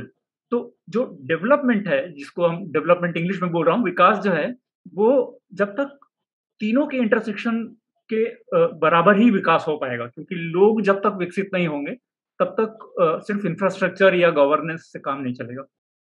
तो यदि संभव हुआ तो उसका एक वीडियो प्रेजेंटेशन है IGP मॉडल का, वो मेरी वेबसाइट के थ्रू आपको यूट्यूब चैनल पे मिल जाएगा। Otherwise we can get offline and we can talk about it. But the point is कि आप जो काम कर रहे हैं, उसकी महत्ता है, आज भी है और भविष्य में भी रहेगी, और पूर्व में तो वो हमारी संस्कृति में ही रही है। तो आप को मैं यही बोलना चाहूँगा कि जैसे अभी थोड़ी प्रश्नोत्तरी में दीपांजलि जी के साथ अपनी बात हो रही थी, तो हम जैसे शासक वर्ग से बहुत अपेक्षा रखने का जो एक हमारा मंतव्य होता है, जनरली एक विचारधारा होती है कि हम पावरफुल, शक्तिशाली लोगों से कैसे काम कराएँ।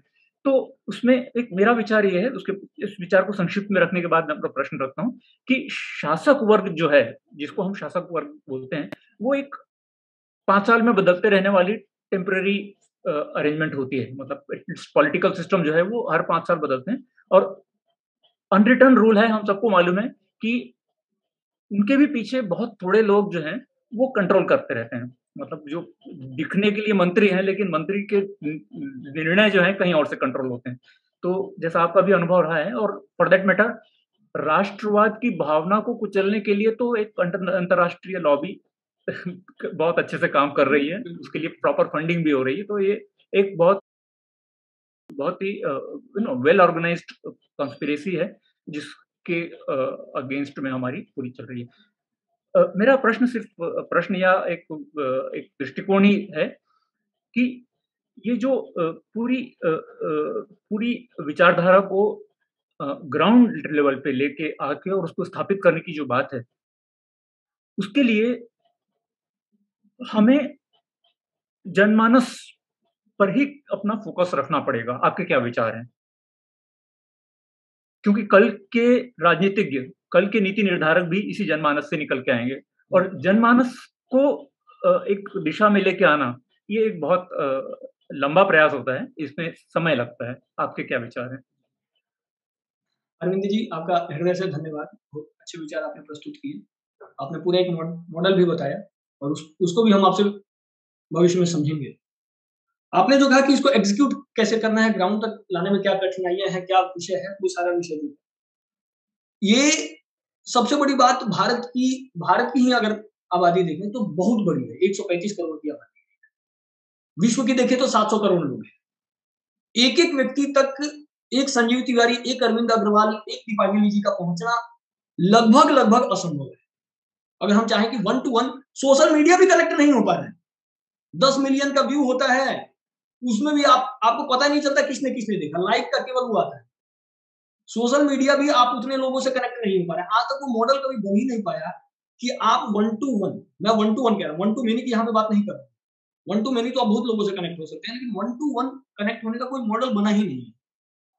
इसीलिए हम लोगों ने ये प्रयास किया कि वैचारिक रूप से इस पूरे विषय को लिपिबद्ध कर दिया जाए पुस्तक, और भविष्य में साल 2 साल बाद इसको PDF के रूप में मैं पब्लिक कर दूंगा, और इसको जितना हो सके उतना सर्कुलेट करना है। फिलहाल तो हम लोग यही कर सकते हैं, गांव गांव तक पहुंचाना इस चीज। एक व्यक्ति गांव में, एक व्यक्ति हम संस्थागत रूप से एक व्यक्ति को खड़ा कर देंगे, एक व्यक्ति भी पढ़ ले, उसके माध्यम से 50 लोग प्रभावित हो जाए, तो एक इस विचार को लेकर एक भीड़ इकट्ठी हो जाए, मोह इकट्ठा हो जाए। मेरा कहना है कि पूरे विश्व में 700 करोड़ में से अगर 400 करोड़ लोगों की ये भावना है, मैं ये कहना चाह रहा हूँ, एक जो मास की भावना अगर ये है, तो मुझे लगता है शासन तो झुकना क्यों पड़ेगा, उसको मानना ही पड़ेगा इन विषयों को। तो या तो वैचारिक रूप से लिपिबद्ध करके, क्योंकि छोटी सी पुस्तक है, 32-33 पृष्ठों की पुस्तक है, मुझे लगता नहीं है कि इसको पढ़ने में किसी को कठिनाई है। मतलब अगर आप प्रतिदिन 5-5 मिनट भी देते हैं तो 3 दिन में पुस्तक कंप्लीट हो जाती है। हमने तो यही घटना की इस पुस्तक के बारे में कि प्रतिदिन 5 मिनट, और प्रतिदिन 5 मिनट किसी के पास नहीं है, ऐसा तो मुझे दिखता नहीं। आज भी ऐसी स्थिति बनी रही है कि 5 मिनट किसी के पास ना हो। तो हमको यही आवश्यकता है कि इस विचार को, और मैं बार बार कह रहा हूँ, विचार के केंद्र में व्यक्ति नहीं है, विचार के केंद्र में केवल और केवल विचार है। विचार को स्थापित करना, ये विचार किसी के भी माध्यम से स्थापित, ये मैंने श्री राजीव भाई से सीखा था कि व्यक्ति स्थापित नहीं होना चाहिए, केवल विचार स्थापित होना चाहिए। तो केवल विचार को स्थापित करना है, और इन्हीं विषयों को मनुष्य का जीने का एक साधन, एक पैसा है, ठीक है, और जीवन यापन करने के लिए जिन संसाधनों की जरूरत होती है वह पैसे से आ सकती है। अगर इसमें ग्रामीण लोग, वो लोगों को बाजार जाकर संसाधन खरीदने की जरूरत होती है, तो इसमें बुराई क्या है? जैसे कि आपने अपनी पुस्तक में लिखा है कि जो ग्रामीण के लोग हैं आप सामान खरीदने के लिए बाजार जाते हैं, तो इसमें बुराई क्या है अगर सामान खरीदने जाते हैं? इसमें बुराई जैसा कुछ भी नहीं है, लेकिन मैं ये कह रहा हूं कि आप कुछ भी करें तो आपके केंद्र में प्रकृति रहनी चाहिए, प्रकृति सुरक्षित रहे, क्योंकि सबकी ये भावना अंतर्गत सीमा जी है कि प्रकृति सुरक्षित। मैंने बार बार यही कहा कि आप किसी से भी पूछ लें कि नदियां सुरक्षित रहनी चाहिए या नहीं, पर्वत सुरक्षित रहने चाहिए या नहीं, वृक्ष सुरक्षित, हर को कोई ये नहीं कहेगा कि सुरक्षित ना रहे, किसी की भावना नहीं है। आप जो परचेज कर रहे हैं, जो पूरा जो करेंसी सिस्टम है, ऐसा नहीं है कि करेंसी सिस्टम हमारे सनातन परंपरा का हिस्सा नहीं रहा है, सनातन परंपरा में भी करेंसी की पूरी व्यवस्था है, लेकिन हम जो परचेज कर रहे हैं, हम क्या परचेज कर रहे हैं? मैंने कहा ना, मैंने एक विषय बताया था टॉक के दौरान, ये विषय था कि श्रम के बदले अन्न, श्रम के बदले में अन्न, सीधा हमारे यहाँ यही सूत्र था। इसी सूत्र पे कई लोगों ने नोबेल पुरस्कार ले लिया अर्थशास्त्र का। मैं आपको इतना तक बता दूं, इसी सूत्र को वैश्विक स्तर पे ख्यापित करके, और कई लोगों ने, और मैं उनका नाम नहीं लूंगा, और हमारे यहाँ के ही सनातन परंपरा, सनातन वैदिक परंपरा को पढ़ के क्रेडिट भी नहीं दिया। आज करेंसी से आप क्या अनाज ही खरीद रहे हैं ना, श्रम के बदले में वस्त्र, श्रम के बदले में आवास, श्रम के बदले में यही है, श्रम कीजिए, और श्रम के बदले में भोजन, वस्त्र, आवास। और श्रम क्या? तो श्रम कृषि, श्रम के मूल में कृषि है, मतलब कृषि आधारित श्रम, उसके बदले में अनाज, भोजन, वस्त्र, आवास। अभी क्या करेंसी से आप क्या परचेज कर रहे हैं? लेकिन जो करंट करेंसी सिस्टम है, इसमें हुआ क्या है, इसमें प्रकृति सम्मत, प्रकृति का ध्यान ही नहीं रखा गया है। आप करेंसी से, आपने घर बनाया, तो घर बनाने के लिए आपको सीमेंट परचेज करना पड़ेगा, आपको छड़ परचेज करना पड़ेगा, आपको बालू परचेज करना पड़ेगा। सीमेंट कहां से आएगा? तो झारखंड के कोयले से। लोहा कहां से आएगा? तो आयरन के एक्सट्रैक्शन से। बालू कहां से आएगा? तो नदियों से। फल्गु नदी को, बिहार के गया में तो फल्गु समाप्त होने को है, ये स्थिति हो गई है। एक बालू खनन की वजह से मैंने कहा कि भारत को स्वतंत्रता के पश्चात 6 लाख से अधिक छोटी नदियां विलुप्त हो गई। बड़ी नदियों की तो सब चिंता करते हैं, छोटी 6 लाख से अधिक छोटी नदियां विलुप्त हो गई। मेरे गांव में स्याही नदी बहती थी, वो विलुप्त प्राय होने को है। उसी परचेजिंग, आपने परचेज किया तो आपने परचेज बालू किया, बालू एक्सट्रैक्ट हुआ। तो परचेज करवाने में, परचेज करना क्या? तो परचेज करने में समस्या ये आ रही है कि प्रकृति का एक्सट्रैक्शन करके जो चीजें प्राप्त हो रही है, हम उसको परचेज करना। तो क्या परचेज करना, ये डिफाइंड है। मेरा कहना है परचेज क्या करना। हमारे यहाँ सब कुछ डिफाइंड है, हमारे यहाँ कुछ भी डिफाइन करने की, मैंने कहा ना कि हमारे यहाँ आविष्कार का विषय जो है ये तो अभी चला है। हमारे यहाँ सब कुछ डिफाइंड है, गैया को परिभाषित करने की आवश्यकता नहीं है, बैल को परिभाषित करने की, इन सारे तत्वों को परिभाषित करने की आवश्यकता नहीं। तो हमारे यहाँ खरीदना क्या, क्रय क्या करना, विक्रय क्या करना, ये सब परिभाषित है। अभी जो क्रय विक्रय के नाम पे ये चल रहा है, हमारा विरोध केवल उससे है कि क्रय विक्रय के क्रम में प्रकृति विलुप्त प्राय ना हो जाए। हमारी चिंता ये है। मेरा प्रश्न यही है कि विचार तो बहुत अच्छे हैं, सही है, हम लोग सभी सहमत है इससे। प्रॉब्लम ये है कि जैसे आपने कहा कि कोई भी नेता या कोई भी शासन में इसको एग्जीक्यूट नहीं करना चाहते, क्योंकि ये सब हमारे जो ग्लोबल नॉर्म्स हैं हम इसके तहत हैं।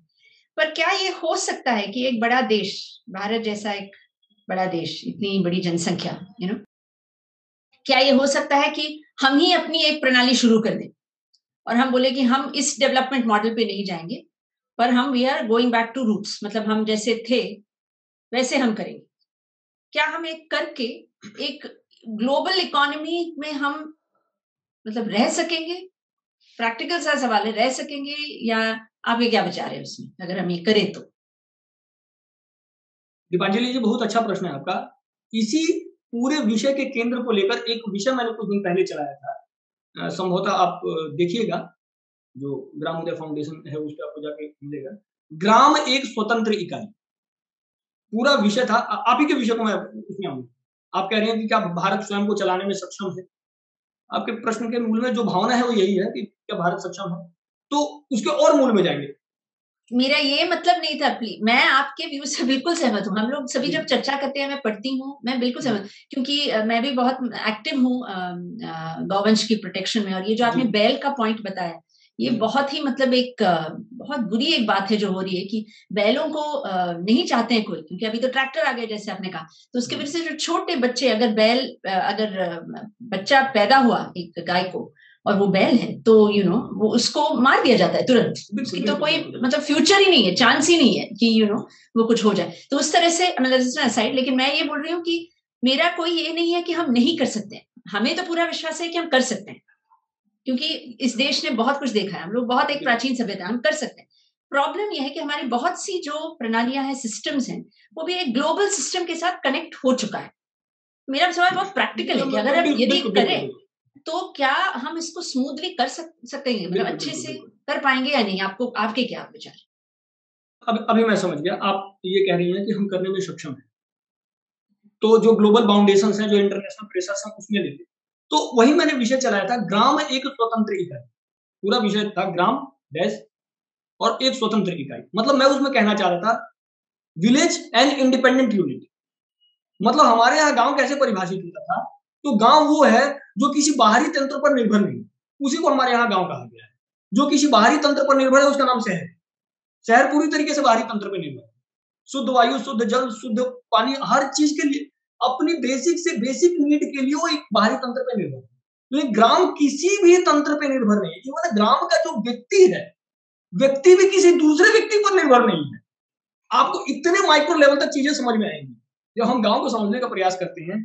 तो एक एक व्यक्ति स्वतंत्र है, और अभी जो ये पूरी व्यवस्था है इसमें एक एक व्यक्ति परतंत्र है, इकोनॉमिकली, सोशली, मतलब जितने एस्पेक्ट से हैं स्वतंत्रता और परतंत्रता के, उस हर एस्पेक्ट में एक एक व्यक्ति परतंत्र हो चुका है। अब विषय ये है कि ये तो हम स्वतंत्रता का आग्रह कर रहे हैं, एक प्रकार से हम वैश्विक स्तर पर ये कह रहे हैं कि एक एक व्यक्ति स्वतंत्र हो।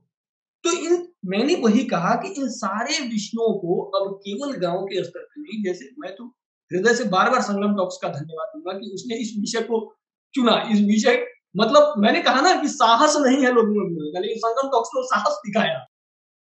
मतलब मैं तो साधुवाद करता हूँ संगम टॉक्स का, इतना बड़ा प्लेटफॉर्म, इतने लोग सुनते हैं संगम टॉक्स को, और संगम टॉक्स ने साहस दिखाया कि इस विषय को हमारे जैसे लोग इस विषय को रख रहे हैं। तो आशावादी तो होना ही पड़ेगा। अब जब संगम टॉक्स ने दिखा दिया तो हमको आशावादी तो होना ही पड़ेगा। तो सबसे बड़ा विषय है कि हम तो स्वतंत्रता का आग्रह कर रहे हैं, वैश्विक पटल पर हम स्वतंत्रता का आग्रह कर रहे हैं। और अब इन बातों को गांव में बैठ के करने से या एक कमरे में बैठ के करने से बातें नहीं चलेंगी। ग्लोबल प्लेटफॉर्म से हमको नीतिगत स्तर पे बातें करनी पड़ेंगी कि विश्व की नीति, पृथ्वी को चलाने की नीति क्या हो, आकाश को चलाने की नीति क्या हो, अग्नि को चलाने की नीति क्या हो, वायु को चलाने की नीति क्या हो, पंचतत्वों को चलाने की नीति क्या हो।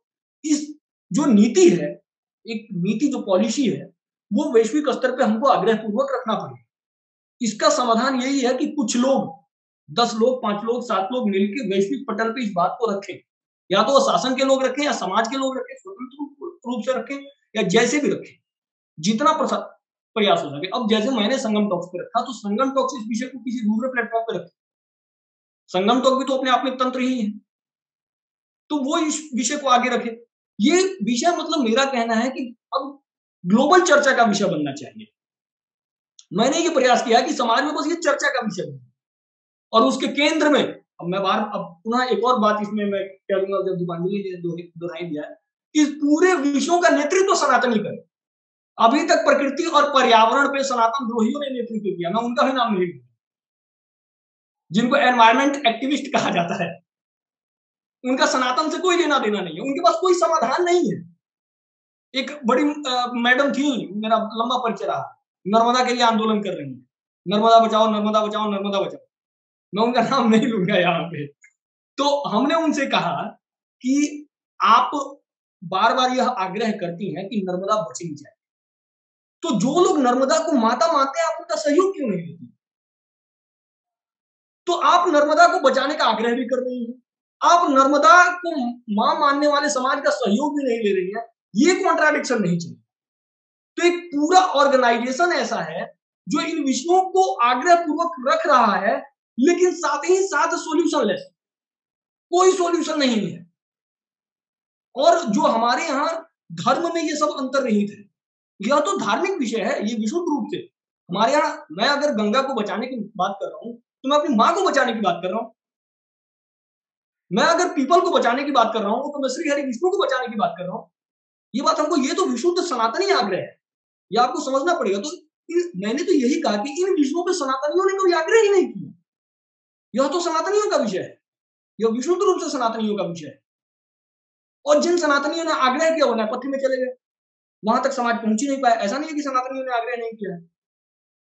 हमारे शंकराचार्य इन विषयों को आग्रह पूर्वक बार बार रखते हैं, पुरी के शंकराचार्य हो या अनन्य शंकराचार्य हो, इन विषयों को बार बार रखते हैं। तो जो रखते हैं वहां तक समाज पहुंच नहीं पाता है, और फिर उसका हमारे प्रमाद की वजह से फिर दूसरे पैशाचिक तंत्र खड़े हो जाते हैं, सॉल्यूशन लेस। आप देखिए वनीय क्षेत्र में किस प्रकार से आतंकी खड़े हो गए, इनको आतंकी ही कहा जाए, आपको ना चाहते हुए भी उनको आतंकी कहना।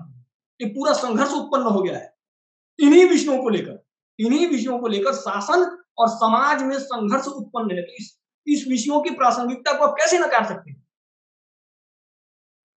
छत्तीसगढ़ चले जाइए, महाराष्ट्र के अभी गढ़चिरौली में 10 दिन महीने भर पहले की घटना है कि पूरा एक संघर्ष हुआ, एक को मार गिराया। विषय तो यही था ना।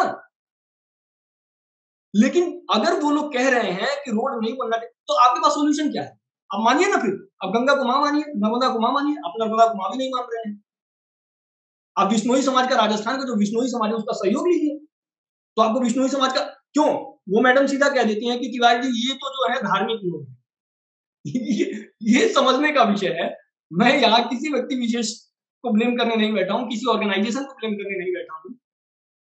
मेरा आग्रह यही, विशुद्ध सनातनी का आग्रह यही रहता है कि किसी संस्था का हम नाम ना लें, किसी व्यक्ति विशेष का नाम ना लें। ये मेरा कहना यह है कि इन सारे विषयों को अब सनातनियों को आग्रह पूर्वक रखना। अगर सनातनी इन विषयों को आग्रह पूर्वक नहीं रखेंगे तो प्रमादी तत्व, आतंकी तत्व वो नेतृत्व करेंगे, वो बरगलाएंगे समाज को। और जो नेतृत्व कर रहे हैं इन विषयों पे वो विशुद्ध रूप से कैपिटलिस्ट ही हैं, जबकि छद्म रूप से दिखाया जाता है कि वो कैपिटलिज्म का विरोध कर रहे हैं। आप अगर योग का विरोध करेंगे तो फार्मास्यूटिकल कंपनियां तो एंटर करेंगी ना। फार्मास्यूटिकल को तो काउंटर योग ने कर रखा है।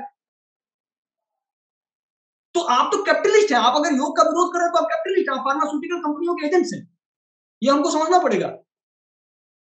तो आप ये झूठ मत बोलिए। या तो आप योग का विरोध मत कीजिए, या तो आप वृक्षों की जो पूजा पद्धति है उसका विरोध मत कीजिए, या जो आप नर्मदा को मां मानने की परंपरा है उसका विरोध। अगर आप इन सबका विरोध कर रहे हैं तो आप उन्हीं के लोग हैं, कैपिटलिस्टों के ही लोग हैं, और छद्म रूप तक दिखाते हैं कि जी हम तो एंटी कैपिटलिस्ट हैं। तो ये सारा विषय है। हमको इन विषयों को जी कहिए। मैं ये बताना चाहती हूँ कि आप बोल रहे हैं कि आप बस विचार को व्यक्त कर रहे हैं और एक थॉट प्रोसेस मतलब आप शुरू करना चाहते हैं, आप इसका कोई नेतृत्व नहीं करना चाहते। लेकिन हमारे जैसे लोगों का तो एटलीस्ट मेरा तो यही एक विरोध है कि आप जैसे लोगों को इसका नेतृत्व लेना चाहिए। हमें तो ये लगता है कि अच्छे लोग जो अच्छे विचार वाले और अच्छे मतलब सच्चाई से काम करने वाले वही लोगों को आना चाहिए आगे। बस ये बोलना। जी जी जी दीपांजलि जी, हमारे यहाँ तो क्रांति का सूत्रपात प्रहलाद ने कर दिया था। तो हमारे तो प्रथम क्रांतिकारी ही प्रहलाद थे। हिरण्यकश्यप के विरुद्ध जो आंदोलन खड़ा हुआ और घर से ही आंदोलन खड़ा हो गया। तो ऐसा हम आंदोलन के विरुद्ध नहीं है, क्रांति के विरुद्ध नहीं है। शासन की नीतियां अगर पैशाचिक होंगी तो हम, लेकिन हाँ, मेरा आग्रह बार बार यही रहता है कि आंदोलन का नेतृत्व तो सनातनी करें और सनातनियों को ही करना चाहिए। आंदोलन का नेतृत्व सनातन विरोधी तत्व करेंगे तो वो एक बड़ा ही जो है अनस्टेबल सिस्टम क्रिएट हो जाएगा, जिससे ना समाज का लाभ होगा और एक संघर्ष ही केवल उत्पन्न होगा। केवल और केवल जो है नक्सल आतंक की वजह से अगर गणना की जाए पिछले 70 वर्षों में नहीं भी तो कई लाख लोग हताहत हुए हैं। अभी उस जो नक्सल टेररिज्म है उसके बारे में कभी भारत में चर्चा ही नहीं हुई। इसको पहले तो आपको टेररिज्म का नाम देना पड़ेगा। नक्सल टेररिज्म को नाम दीजिए इसको, मतलब आप समझिए कितने तरीके से ये काम हो रहा है। तो अगर हमारे जैसे लोग खड़े होंगे या जो सनातनी, तो वो भी धाराशायी हो जाएंगे, उनकी प्रासंगिकता खत्म हो जाएगी, क्योंकि समाज समझेगा कि ये वो लोग हैं जिनके पास एक मतलब सॉल्यूशन बेस्ड अप्रोच है। वहां तो केवल और केवल संघर्ष है, वहां केवल और केवल जो है, मैंने कहा ना कि बहुत पहले मैंने कहा है कि हमारे संतुष्टि को गरीबी बना के बेचा है ऑर्गेनाइजेशन, बड़े तरीके से काम किया है। तो यही है। एक बार सीमा जी ये पुस्तक आप सभी देख सकते हैं, विकास वर्सेस डेवलपमेंट, छोटी सी पुस्तिका है, 32-33 पृष्ठों की। तो आप सभी का धन्यवाद।